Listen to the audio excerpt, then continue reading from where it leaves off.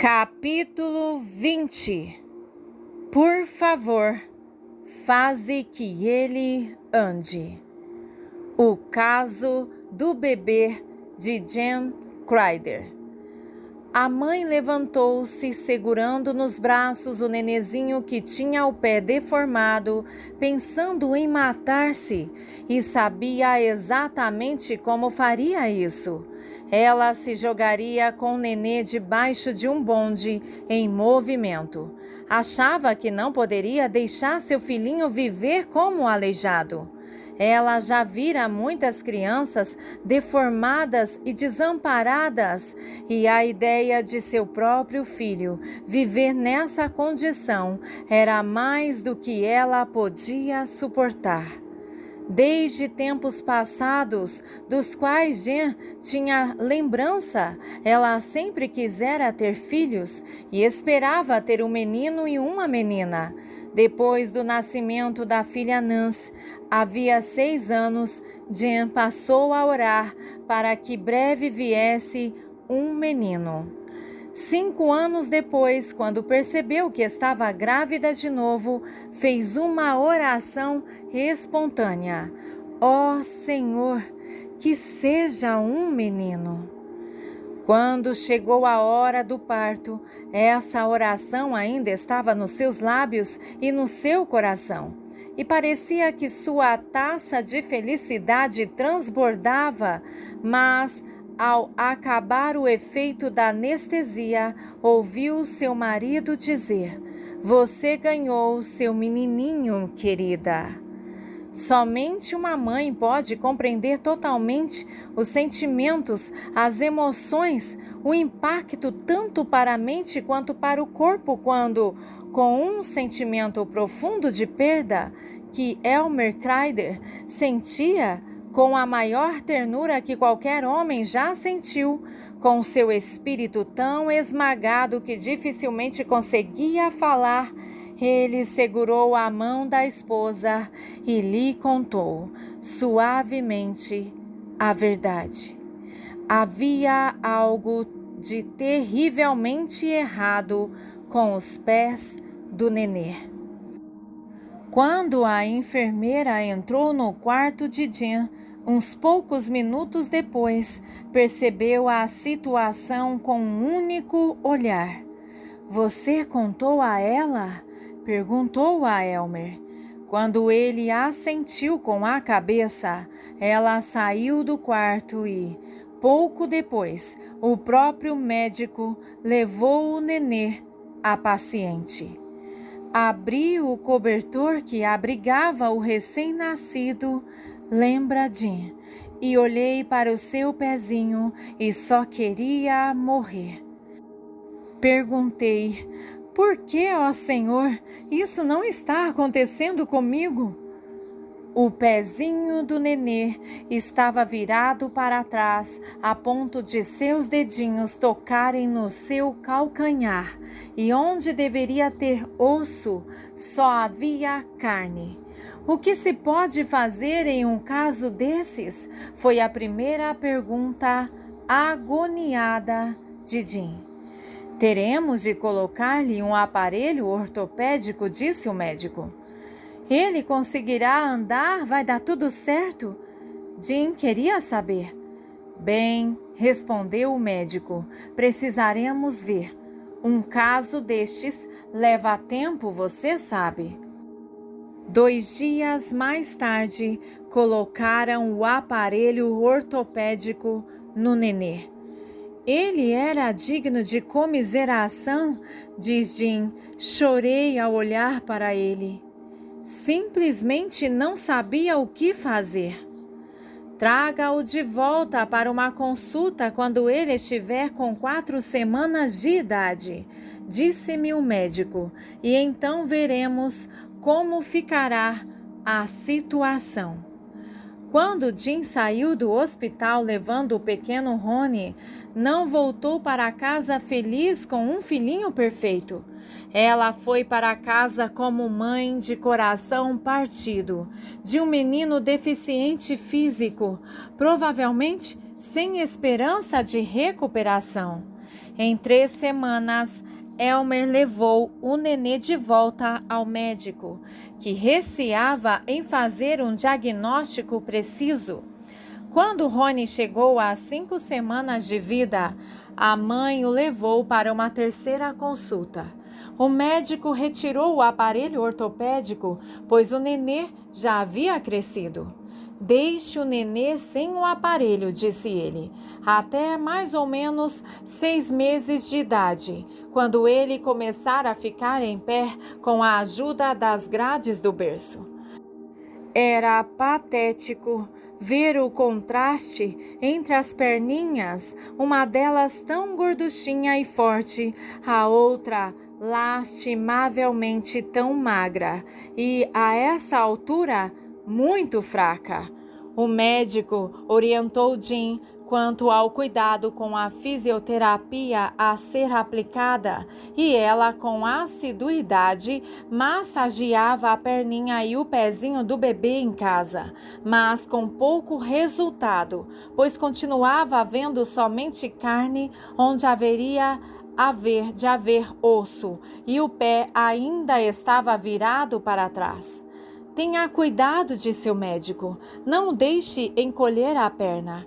Não deixe fazer força contra você ou contra seu carrinho ou berço, pois então piorará a postura do pé e ele entortará ainda mais.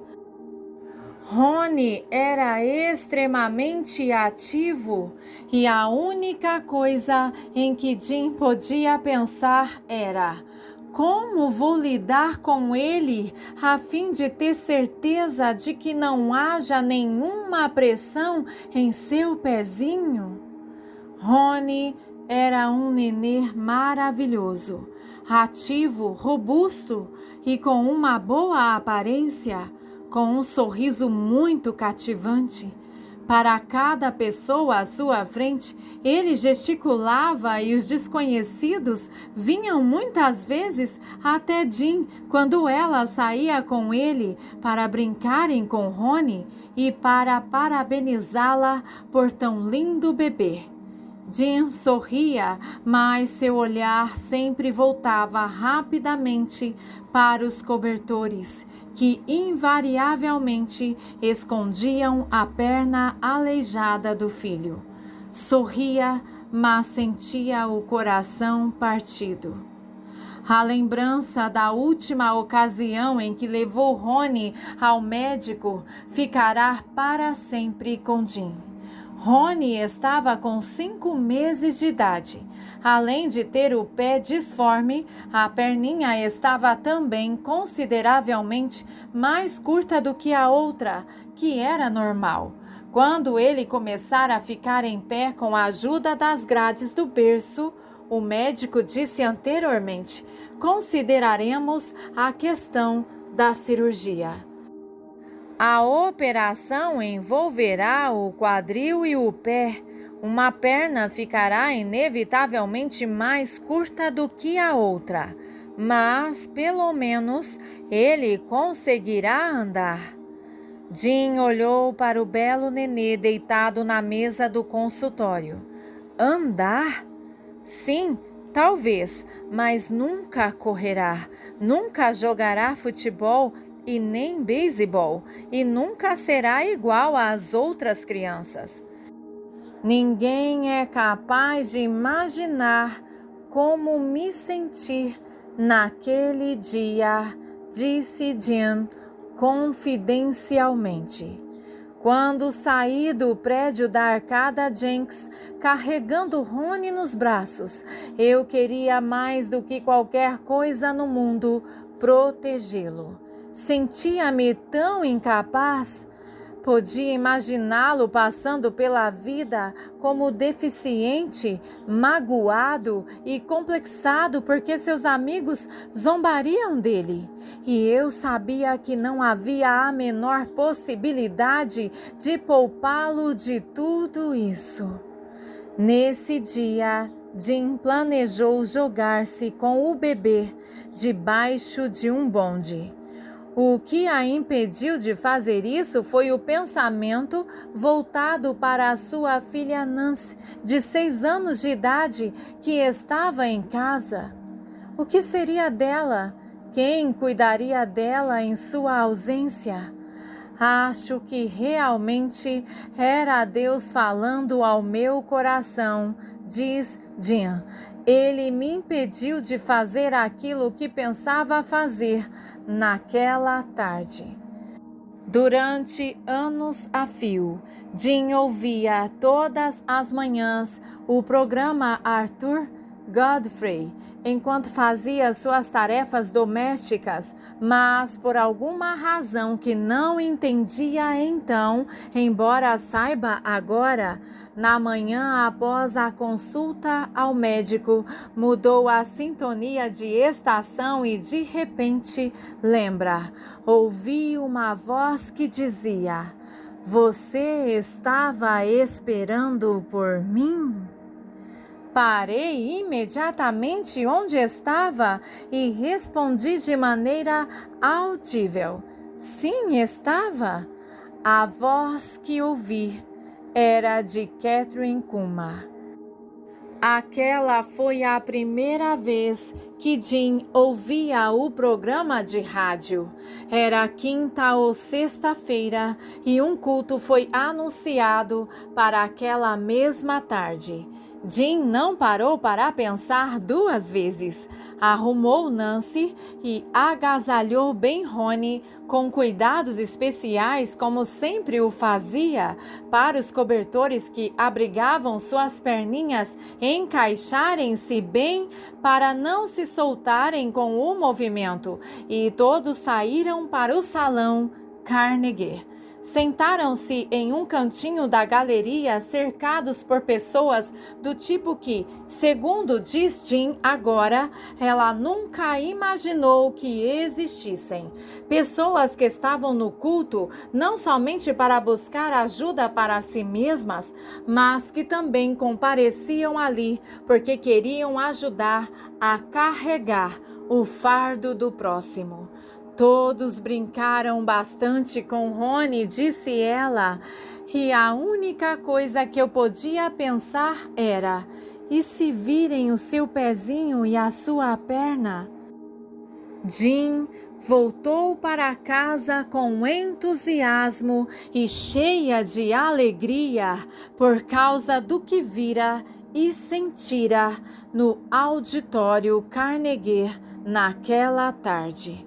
Não consegue descrever o quanto ficou emocionada por ter visto algo que era inteiramente novo para ela: o poder de Deus em ação.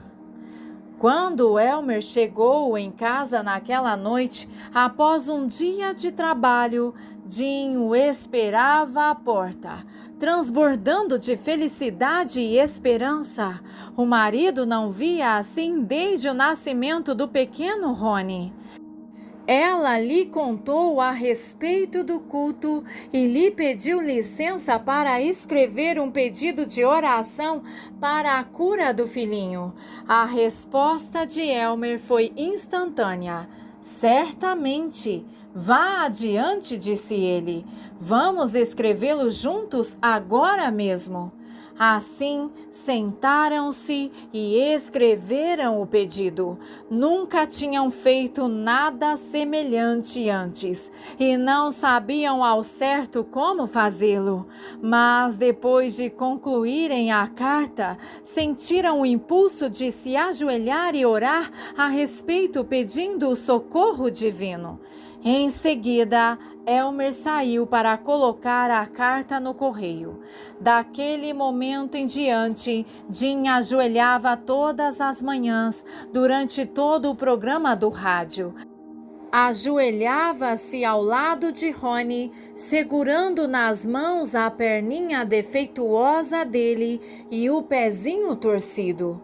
E todas as vezes, diz Jean, dava para sentir a perna e o pezinho repuxarem e pularem à medida que o poder de Deus literalmente passava por eles. Jim disse que, à medida que ouvia o programa, aprendia coisas que jamais tivera conhecimento.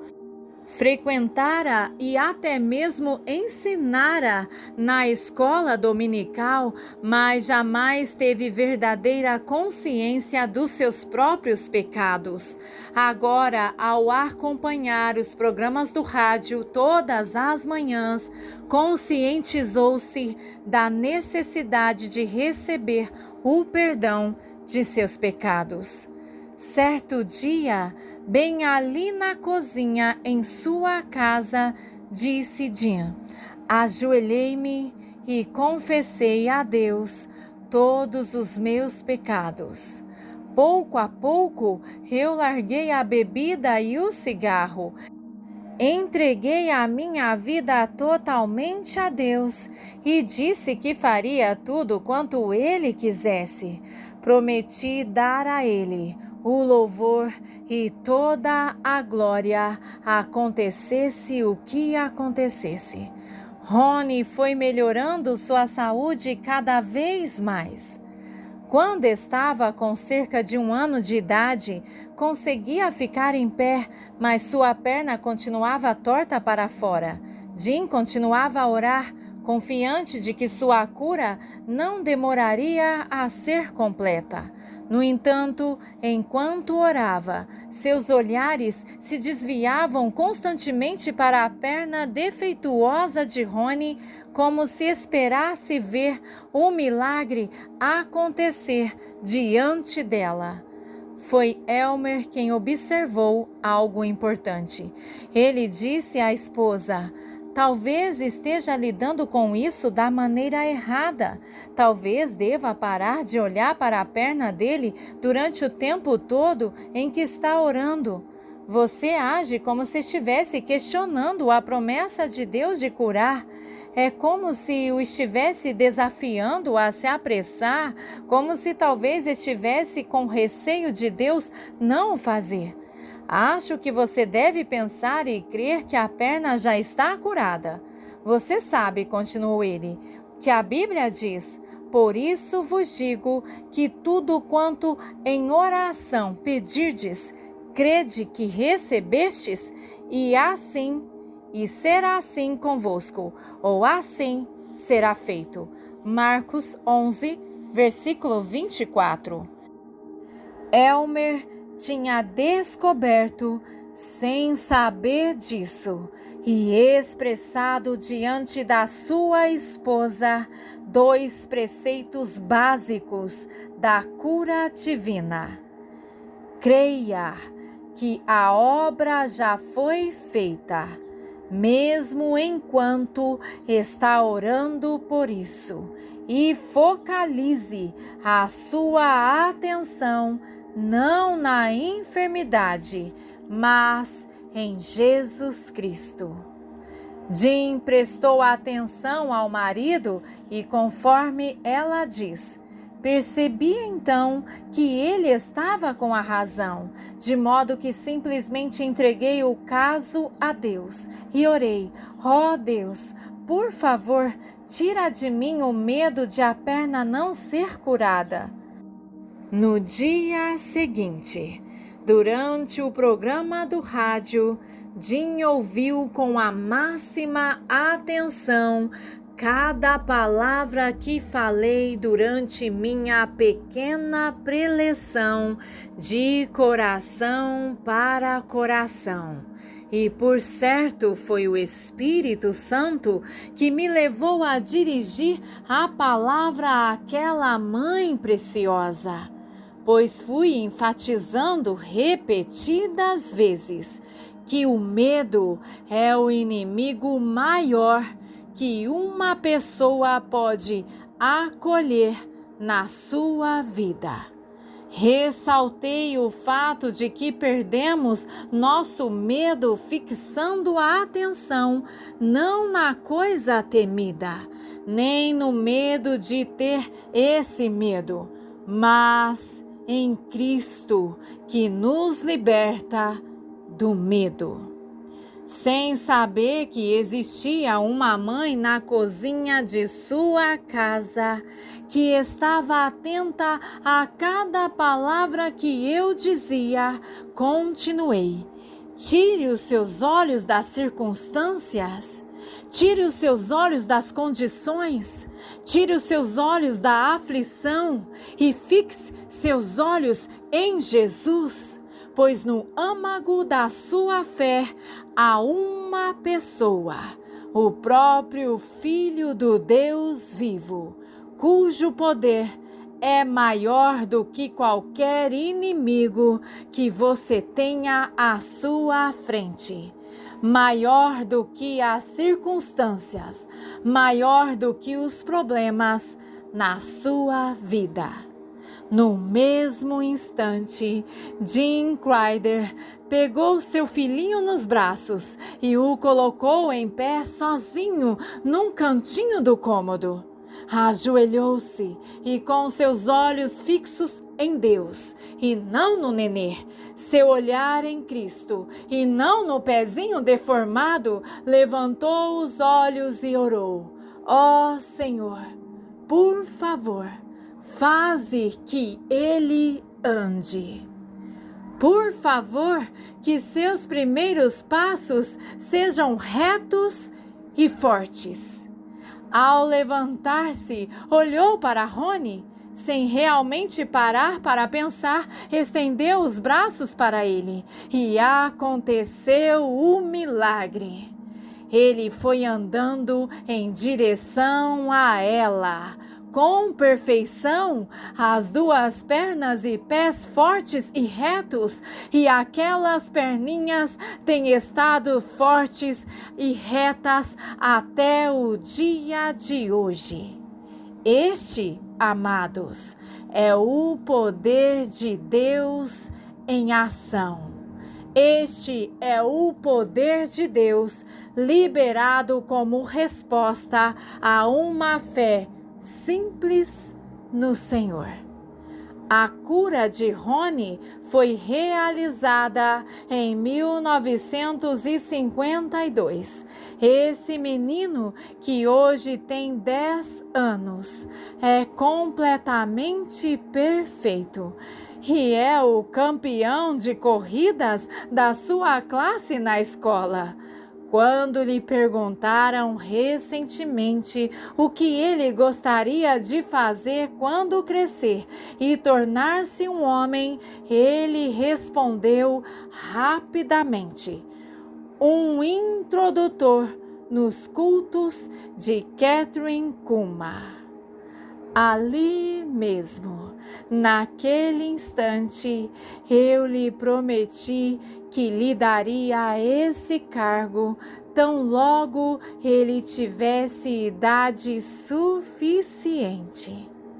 Em toda a minha experiência, não recordo de criança alguma que tivesse mais consciência da misericórdia de Deus na cura recebida, de um jovem com mais profundo entendimento das verdades espirituais, com tamanha gratidão por ter 2 pernas e 2 pés em perfeito estado do que ele. É como se Deus tivesse ungido essa criança com discernimento bem específicos das coisas espirituais quando ele, na sua terna misericórdia, endireitou o pezinho deformado. Quando Rony nasceu, a família Clyder sabia pouco a respeito das coisas de Deus. Agora sabem e vivem como cristãos totalmente dedicados, cujo primeiro pensamento é sempre de Deus e cujo anseio principal é glorificar a Ele nas suas vidas. Eles aprenderam que existe um poder que o ser humano pode exercer quando o socorro humano é vão, que existe um amor que nunca falha quando as forças humanas fracassam. Este poder é a oração em o nome de Jesus Cristo, o Senhor. E este amor é o próprio Deus, a mão que movimenta o mundo para ajudar a uma alma solitária. Aleluia! Glórias a Deus. Amém.